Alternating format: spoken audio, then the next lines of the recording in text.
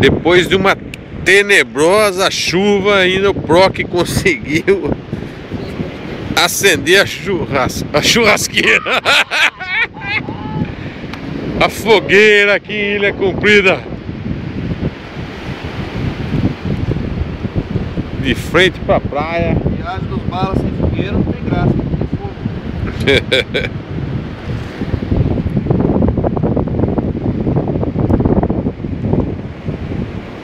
Vai fazer outra fogueira amanhã? Vai.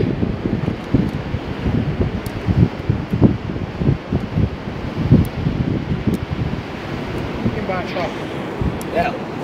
Vou tentar tacar fogo ali.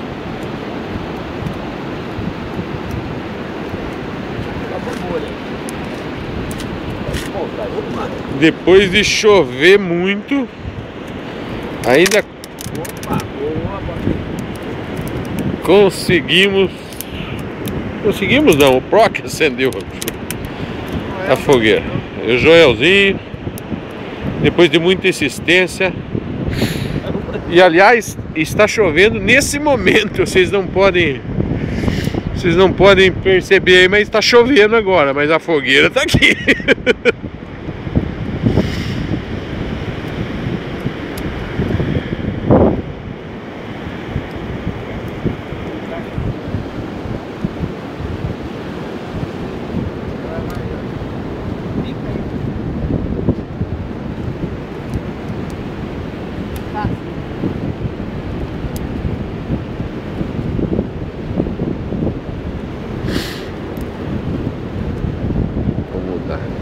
Marzão agora.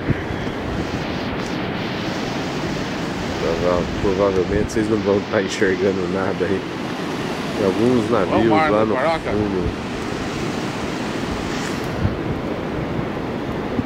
Nossa, como recuou mesmo, né? Agora de madrugada ele volta. É. Recuou. Oi. Viu? Um abraço, até logo, tchau, tchau.